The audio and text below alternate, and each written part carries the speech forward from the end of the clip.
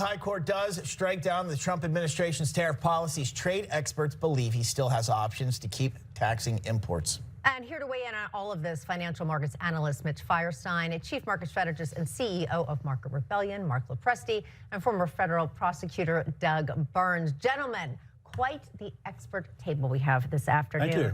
All right, Mitch, I'm going to start with you here.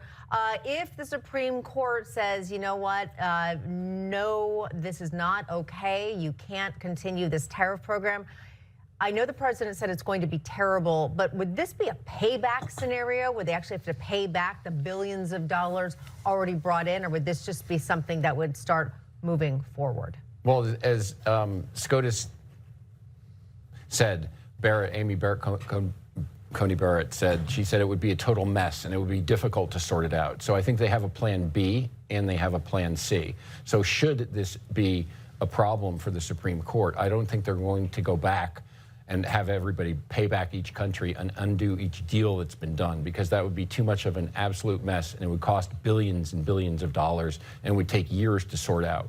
So I think they won't make an instant ruling on this. I think we're going to have months to figure it out and to unwind it. But I think what they're going to do is extend the time period on it. And hopefully we'll get, rather than having an emperor make a rule out of a court, we'll have our Senate or our Congress actually pass a law that allows or gives a leeway for these tariffs to go as they have been implemented already. I feel like we're talking about the Supreme Court kind of dictating what the elected president of the United States economic plan can or cannot be.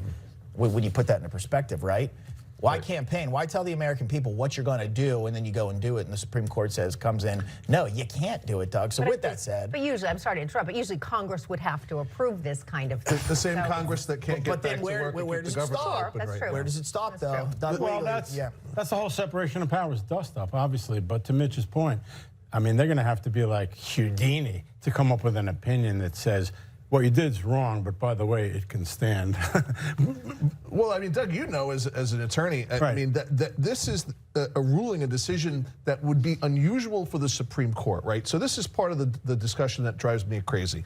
They're not going to tell Trump to return the money. I'm going to tell you now, folks, it's not going to happen. 100%. Go to Kalshi, Polymarket, whatever, put your bets down. That's not going to be part of the ruling. Yep. The ruling will be on the constitutionality of the exercise of his discretion and ability to regulate under that International Powers Act. That's what it's going to come down to. But here's one where I want to get, you guys just jump in here, because also we know that President Biden paid back all these student loans, and then the Supreme Court said, no, slow down, you can't do that. Yep.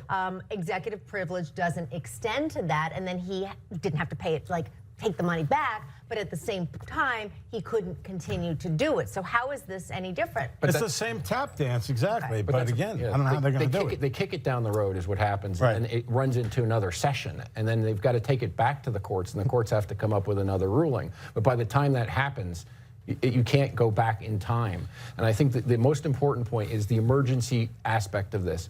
It's an emergency that we don't have raw materials for our pharmaceutical products in America.